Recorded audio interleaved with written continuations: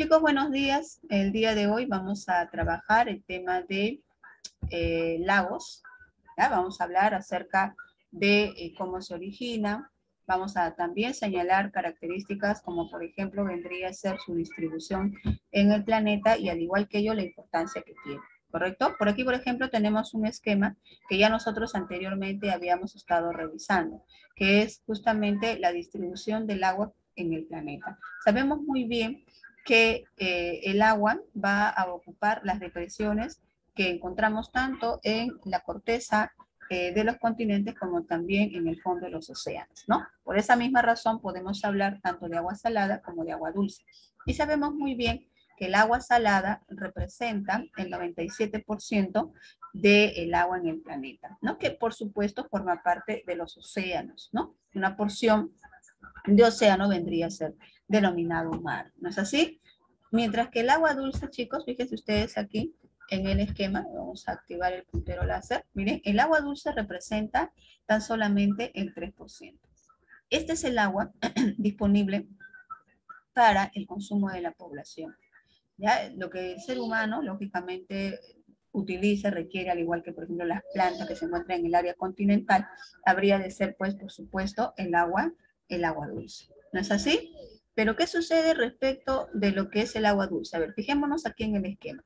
De ese 3%, que es un porcentaje bastante reducido, ¿ya? De todo el agua dulce que hay en el planeta, miren, sabemos también que los casquetes polares y los glaciares van a contener el 68,7% de todo el agua dulce.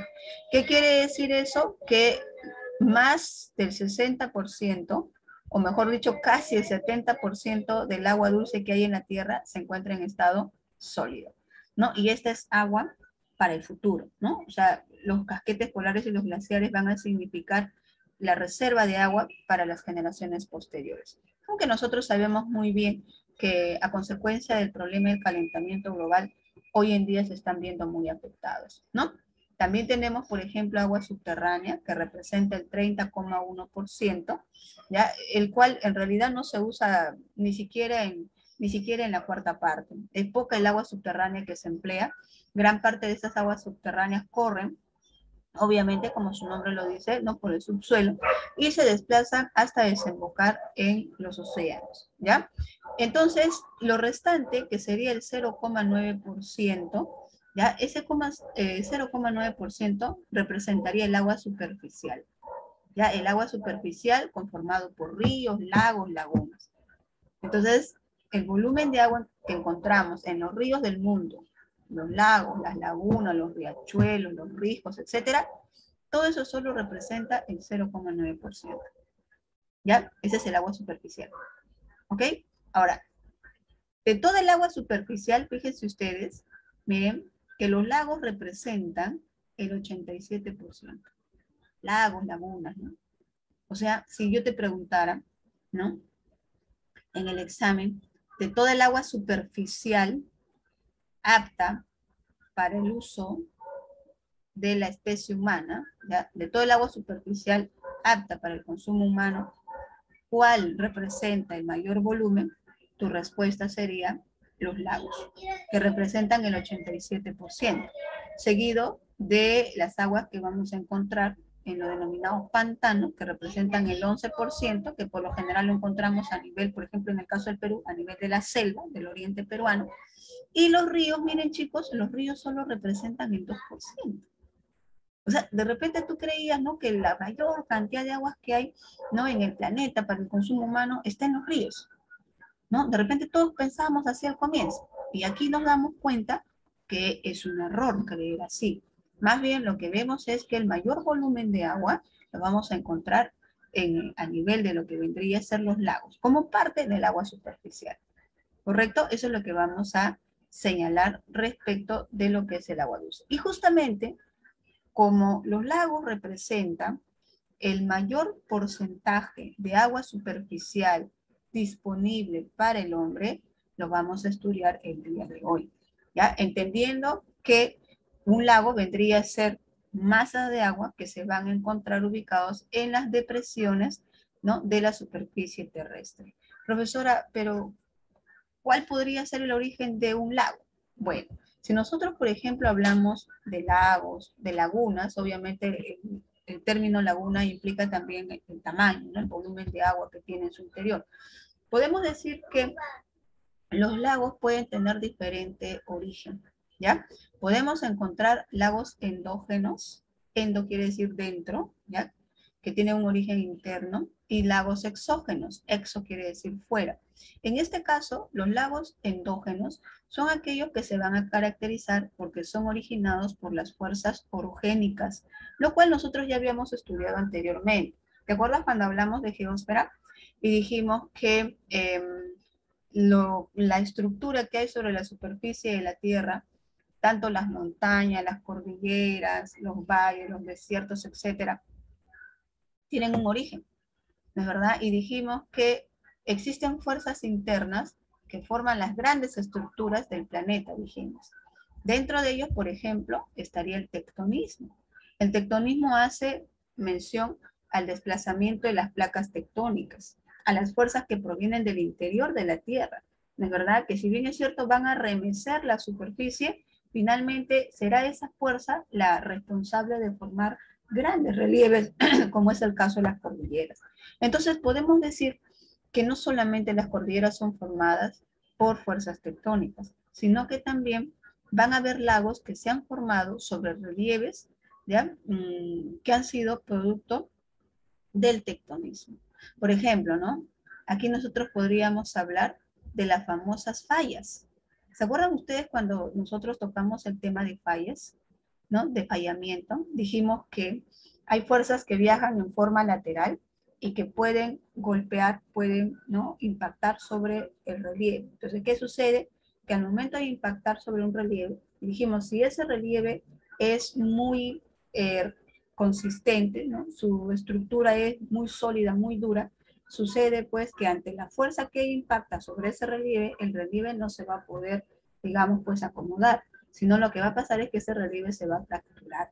Entonces dijimos, puede ser que una parte se levante y otra se hunda. Es así como se forman, miren, estructuras como las denominadas fallas o fallamientos, ¿ya? Y en el caso de que el relieve se arrugue, se van a formar los plegamientos. Tú debes recordar esos temas de las clases anteriores. ¿No es así? ¿Qué pasa? Ya, que esas áreas formadas por tectonismo, ¿no? Tanto, digamos, ¿no? Las partes bajas de una falla como los pliegues hundidos, ¿no? De un plegamiento, serían escenarios, ¿ya? Que con el paso del tiempo podrían servir como base para la formación de un lago.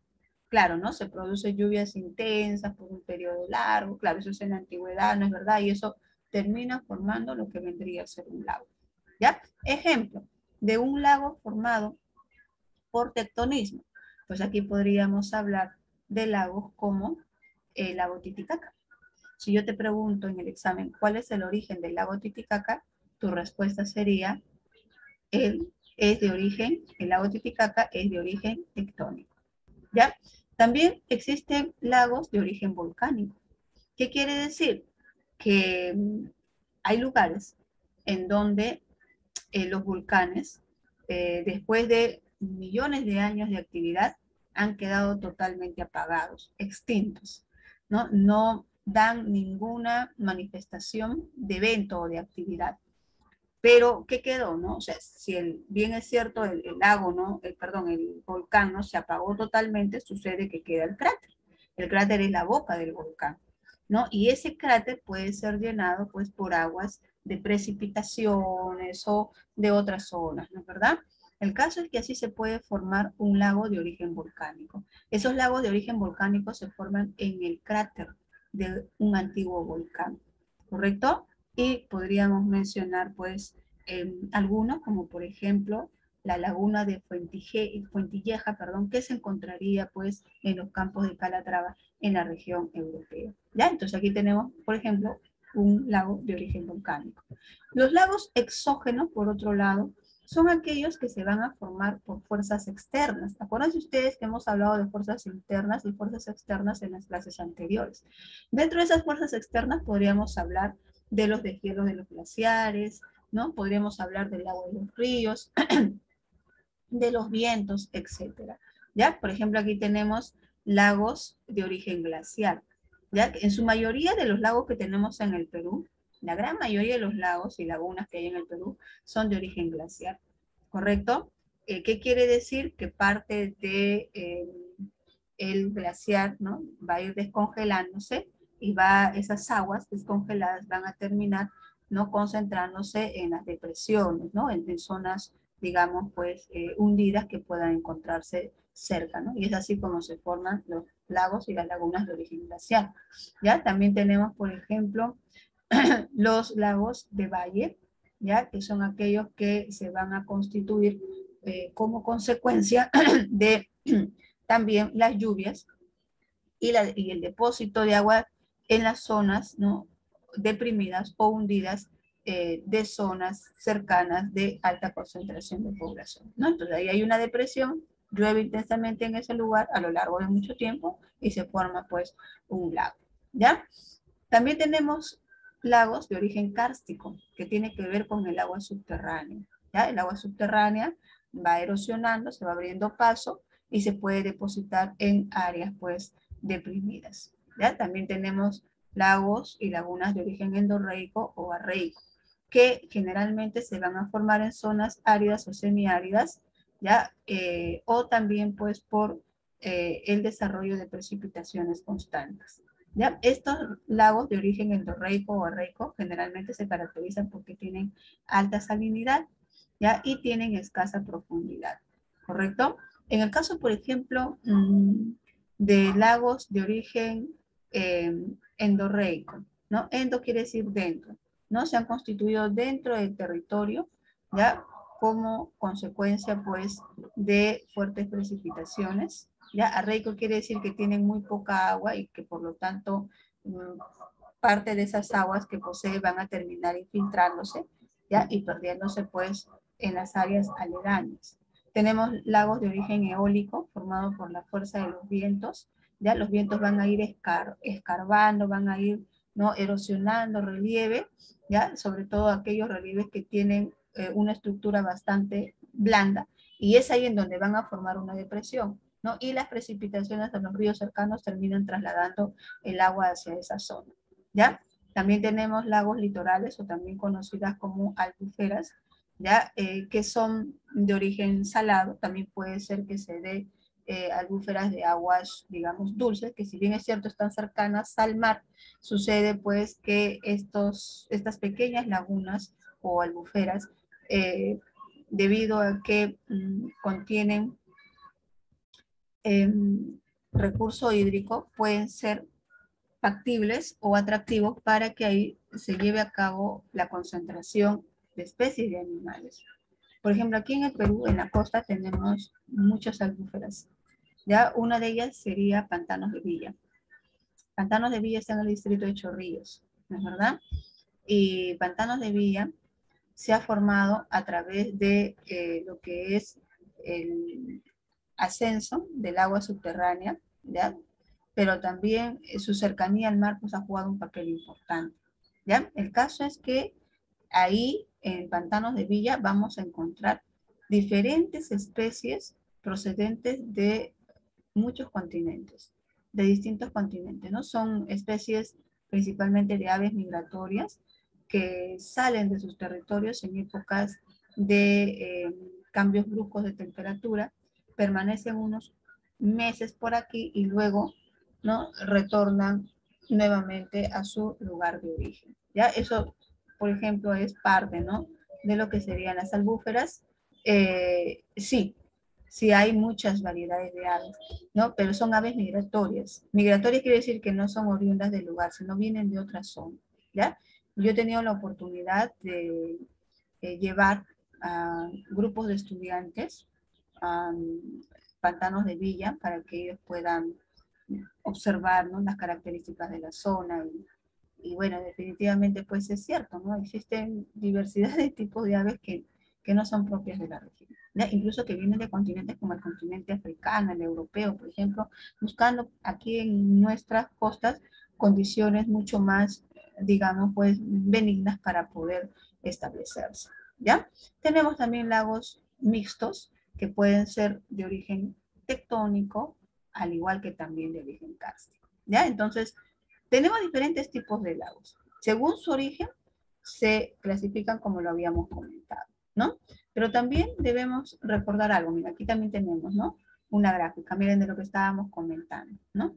Tenemos, por ejemplo, lagos tectónicos, como lo que ustedes están viendo por aquí, ¿no? Se forma, ahí está el fallamiento que estábamos comentando, ¿no? Se hunde una parte del relieve, se forma una depresión, y aquí las lluvias constantes e inclusive, ¿no? El deshielo de los glaciares que se encuentran alrededor pueden terminar formando un lago, ¿ya? Tenemos también lagos de origen glaciar, ¿no? Que va a ser producto, como dice acá, de la erosión generada por el desplazamiento de los glaciares, ¿no? O sea, cae parte del glaciar, va erosionando el relieve, forma una depresión y ahí se concentra el agua, ¿ya?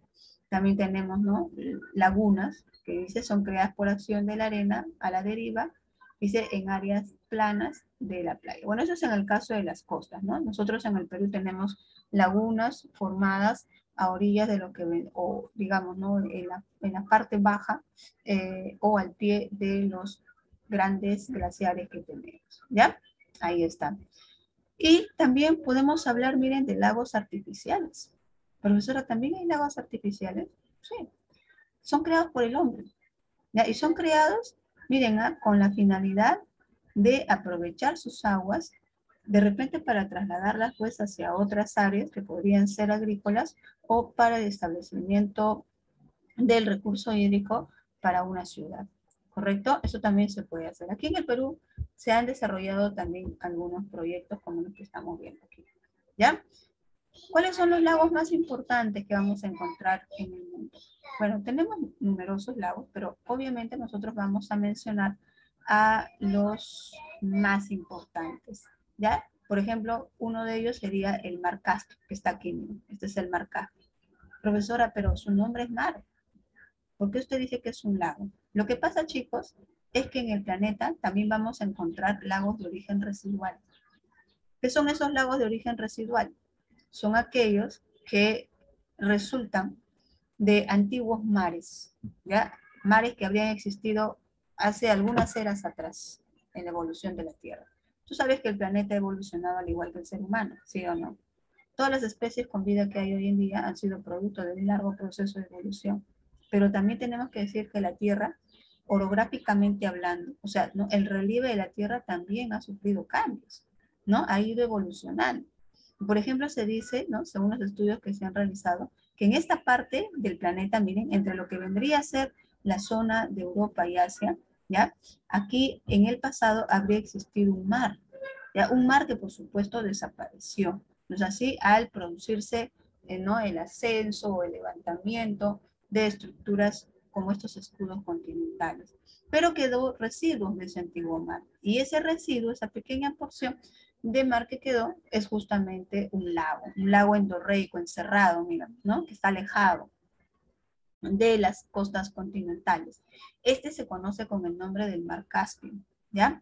El mar Caspio es un mar bastante grande, como ustedes están viendo por acá, uno de los de mayor extensión que vamos a encontrar en el planeta, ¿no? Pero también se caracteriza porque establece límites entre países, por ejemplo, como Irán, que estaría por aquí en el sur, y Rusia, por ejemplo, ¿no? En la zona nororiental, ¿ya? No se olviden, ¿ah? Un lago sería el mar Caspio. Otro lago importante vendría a ser el lago superior, ¿correcto? El lago superior se va a hallar acá. Fíjense, a ver, vamos a encontrar aquí. Este es el lago superior, ¿ya? Aquí está. ¿Y por qué se caracteriza el lago superior? Porque se trata de un conjunto de lagos, chicos. Dentro de ellos está el lago Michigan, el Hurón, por ejemplo, ¿no? Bueno, es la zona de los grandes lagos, así se le llama, ¿ya? Pero, ¿qué sucede? Que algunos de estos lagos, ¿ya? Constituyen los límites naturales entre lo que sería Canadá y los Estados Unidos, ¿ya? Uno de esos lagos justamente es el superior que les estoy comentando. Dicen que el tráfico de navegación, o sea, las embarcaciones que se desplazan por esta zona de América del Norte, es enorme, porque como establece los límites entre Canadá y Estados Unidos, por aquí hay bastante comercio. Incluso dicen que transitan más embarcaciones en esta zona que por lo que vendría a ser el canal de Panamá, que es, ¿no?, un canal que conecta al Océano Atlántico con el Océano Pacífico. ¿Ya? Aquí tenemos entonces al lago superior. Tenemos también otros lagos, como por ejemplo el lago Victoria, fíjense ustedes que se encuentra acá en el continente africano, que es importante porque el lago Victoria sería pues uno de los que va a dar origen al segundo río más largo del planeta. ¿Cuál es el segundo río más largo del planeta, chicos? A ver, ¿saben ustedes por cultura general cuál es el segundo río más largo del planeta? Nilo. El Nilo, muy bien, el Nilo. El primero es el Amazonas, muy bien Puente, muy bien chicos, ¿no? Y el segundo vendría a ser el río Nilo. Pues el río Nilo nace acá, en esta parte sur de lo que sería pues la región de África, ¿no? Ahí, en lo que vendrían a ser los lagos como el lago Victoria, por ejemplo, ¿ya? Entonces ahí están, ¿no? Mar Caspio, entre lo que vendría a ser la región asiática exactamente, ¿no? El Asia continental, oriental, el lago Victoria en África, el lago Superior, el lago Hurón, el lago Michigan, por ejemplo, el lago Erie en lo que corresponde al continente norteamericano. Ya tenemos también, por ejemplo, por aquí el lago Tanganica, aquí está, que se encuentra en el continente africano, ¿ya? El lago Baikal, que lo vamos a encontrar en lo que corresponde al territorio de Rusia. Ahí está, miren, un lago que forma parte de uno de los territorios más extensos que vamos a encontrar en el planeta, ¿no? Por acá tenemos pues el gran lago del Eslavo, el gran lago del Oso, ¿no? Ahí están, ¿no? Los principales lagos que vamos a encontrar en el planeta. Y por aquí faltaría mencionar a un lago importante, ¿no es así? A ver, ¿quién me dice qué lago estaría por aquí, por esta zona? Aquí, Titicaca. claro, en este sector estaría el lago Titicaca, que es muy importante, ¿saben por qué? Porque es considerado el lago navegable más alto del mundo, el Titicaca, ¿ya? Y también es muy importante el lago Titicaca porque establece las fronteras entre Perú y Bolivia, ¿no es verdad? Bueno, la mitad del lago forma parte de lo que vendría a ser Perú, poco más de la mitad en realidad, y el restante correspondería a los dominios de Bolivia. ¿No es así? Ahí tenemos pues al gran lago Titicaca. Entonces, así como el lago superior que delimita las fronteras entre Canadá y Estados Unidos, el mar Caspio que delimita las fronteras entre lo que vendría a ser Irán y Rusia, el Titicaca delimita las fronteras entre lo que sería pues el territorio de Perú y de Bolivia. ¿No es verdad? Ahí está. Es un lago compartido por dos naciones. ¿Ya? Y por aquí vamos, ahí están, ¿no? Miren, ¿ah? Los principales lagos que vamos a hallar, ¿no? Por ejemplo, el Caspio, que hemos dicho que es un, ¿no? Que su nombre es Mar Caspio, pero es un lago de origen residual que está en la zona de Rusia básicamente, aunque por el sur limita con lo que es el Irán, que es el más extenso, mira, ¿no? Con 440.000 kilómetros cuadrados. Le sigue en extensión el lago superior, que delimita la frontera, como hemos dicho, entre Estados Unidos y Canadá, ¿ya? Mire la diferencia, ¿no? La diferencia es enorme, ¿sí o no? Mientras el mar Caspio tiene 440.000 kilómetros cuadrados, el segundo lago más grande del mundo, que es el lago superior, que está en América del Norte, tiene 82.500 kilómetros cuadrados de superficie, ¿no? El lago Victoria en África, el tercero, con 76.000 kilómetros cuadrados de superficie. En Michigan, que está en Estados Unidos, con 58.000. ¿Ya? En Brasil tenemos el lago llamado Dos Patos, ¿ya? Y también tenemos San Mirim, que tiene casi 10.000 kilómetros de extensión. El Titicaca, mira, no es el más extenso, ¿ya? Pero es el lago navegable, he dicho, más alto que vamos a encontrar en el mundo, ¿no? Y aquí en Perú también tenemos al lago Junín, ¿ya? Que tiene 1.350 kilómetros cuadrados de superficie, ¿ok? Bien, vamos a hablar respecto del lago Titicaca. A ver, ¿dónde está ubicado el lago Titicaca? Miren esta fotografía, ¿no? Esta, bueno, no es una fotografía, ¿no? Es una gráfica respecto de lo que es el lago Titicaca. Hemos dicho que esta sería considerada como el lago navegable más alto del mundo. Fíjense ustedes que se va a ubicar en el departamento de Puno, ¿no? Claro, la parte correspondiente al área del Titicaca peruano, ¿no? Está ubicado a 3.808 metros sobre el nivel del mar, ¿ya? Y tiene una superficie, ¿no? De 8.200 kilómetros cuadrados aproximadamente, como hace un rato lo habíamos visto, ¿no?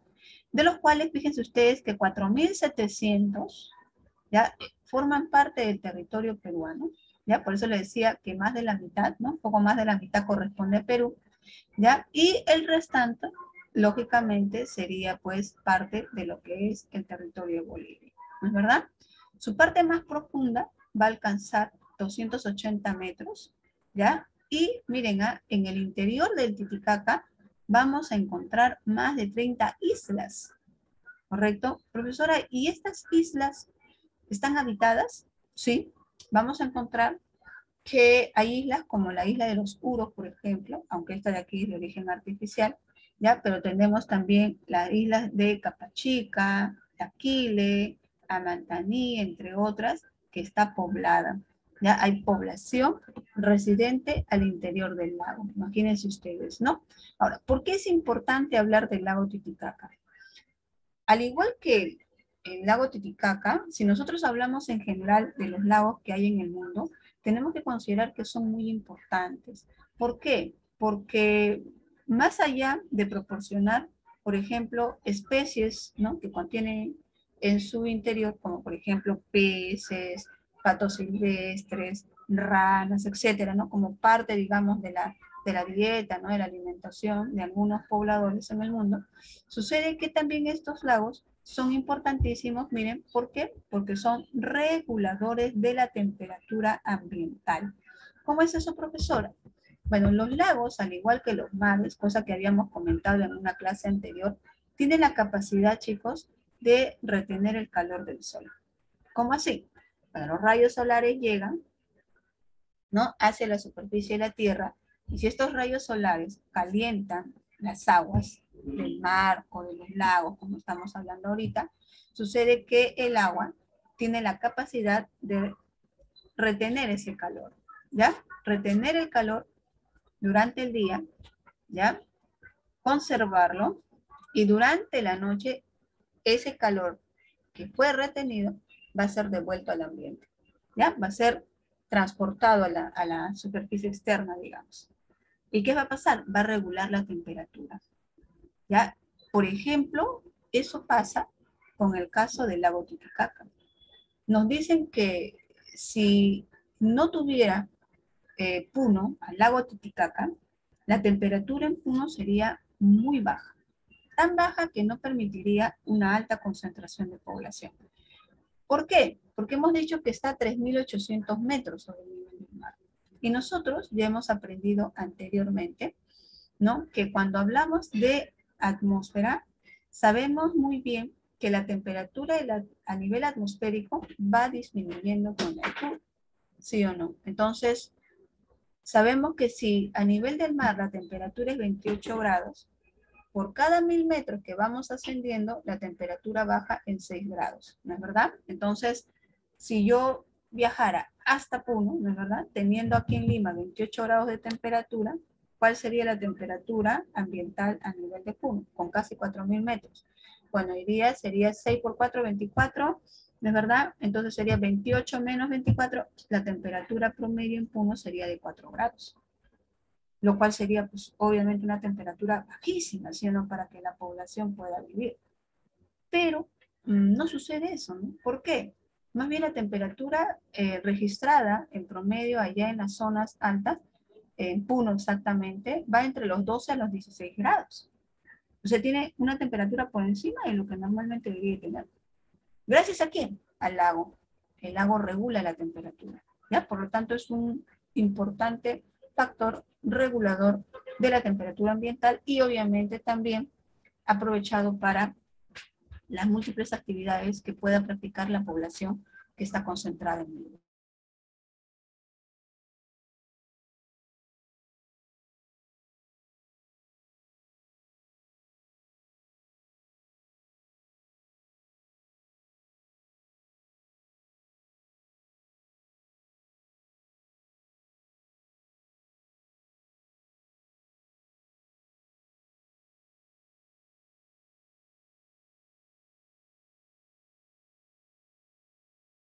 Miss Micro. Gracias. Miren, aquí nosotros vemos, por ejemplo, de que además de ser un regulador ambiental, la importancia del lago, como el caso del lago Titicaca, que vamos a tomar como ejemplo para el tema de hoy, es que puede proporcionar una gran diversidad, ¿no? De especies en su interior. No solamente podemos hablar aquí de especies de peces, ¿no? Sino que también existen otros elementos que se puedan aprovechar, como por ejemplo el caso pues de la totora, que es muy aprovechada para las viviendas de la población de la zona, ¿ya? Igualmente también, si nosotros hablamos de lagos como el Titicaca, pues sabemos que son hábitats bastante particulares para especies como las parihuanas, ¿ya? Que son aves que se caracterizan porque viven en zonas de baja temperatura, ¿no? Y en el caso de las parihuanas que encontramos pues aquí en nuestro territorio, en la región andina, pues habemos, ¿no? Algunas especies como por ejemplo aquellas que tienen pecho claro y las alas enrojecidas, ¿ya? Que según la tradición se dice habrían servido de inspiración, ¿no? Para que San Martín pudiera crear, ¿no? Sobre la base de ello, pues la bandera del Perú. ¿No? Bueno, eso la tradición lo cuenta así, ¿no? Ahí está, ¿no? Entonces tenemos diferentes tipos de especies, entre ellos 14 tipos de especies de peces en el lago, ¿no? Asimismo también, miren, este lago, si hablamos a nivel histórico, ya es considerado como un lago sagrado. ¿Por qué razón? Porque se dice pues que habría sido cuna o lugar de nacimiento de la historia de los incas, ¿no? Cuando uno habla sobre los incas y se pregunta dónde se originaron, sabemos muy bien que los incas no fueron originarios del Cusco, sino ellos se originaron a orillas del Titicaca, ¿no? Que posteriormente pues habría, ¿no? de realizar todo un desplazamiento hacia la zona de Cusco debido pues a que estas tierras habían sido invadidas por los aymaras, ¿ya? Ahora, en el caso del lago Titicaca, también debemos saber que debido a la característica climática que va a generar, se permite el desarrollo de ciertas actividades como la agricultura. Ahí en Puno se cultiva. Por supuesto que no se cultiva una gran diversidad, ¿no? De alimentos, pero sí hay cultivos como por ejemplo la papa, la oca, la maca, ¿no? La quinoa que se pueden producir en esa zona gracias, como dije hace un rato, al hecho de que la temperatura no es muy extrema, sino más bien es regulada por el lago Titicaca, ¿ya? Aquí, por ejemplo, tenemos una fotografía respecto de lo que vendría a ser las islas flotantes de los Uros, que les dije hace un rato que son islas artificiales, ¿no? Ellos se van a establecer ahí desde hace muchísimo tiempo atrás. De los Uros se habla desde tiempos prehispánicos, ¿ya? Ellos serían, digamos, los últimos grupos que se van a establecer en el Titicaca en esa época en la que estas tierras fueron invadidas por los aymaras. ¿Ya? Por esa razón diríamos que los Uros son de origen aymara, pero sucede pues que no tuvieron la oportunidad de establecerse ni en la parte, digamos, costera del lago, ni tampoco en las islas que están al interior, sino crearon sus propias condiciones artificiales, como estas islas flotantes, para poder establecerse, ¿no? Y hoy en día, quien visita Puno, obligatoriamente tiene que visitar también estas islas flotantes de los Uros, ¿no? Porque son de gran atracción turística, como ustedes están viendo por acá, ¿ya? ¿De qué más podríamos hablar respecto de los lagos? Bueno, podríamos decir, muchachos, que los lagos, además de ser importantes porque regulan la temperatura ambiental, porque proveen recursos a la población, ¿no? Porque también en su interior se puede establecer la población si es que se encontrara islas, dependiendo del tamaño del lago. ¿No es así? También es muy importante, por ejemplo, porque los lagos van a permitir que se pueda aprovechar el recurso hídrico para abastecer la demanda de las poblaciones. O sea, el agua de un lago puede ser aprovechado para el consumo de la población. Claro, si el lago está siendo víctima de contaminación, pues previamente tendría que ser tratado. ¿No es así? Y lo otro que también vemos en algunas partes del mundo es que los lagos pueden ser aprovechados para poder construir, por ejemplo, centrales hidroeléctricas, ¿ya? Reservorios, represas o proyectos de trasvase, como habíamos comentado hace un momento, ¿ya? Entonces, vamos a ver aquí algunas otras características más de lo que serían los lagos.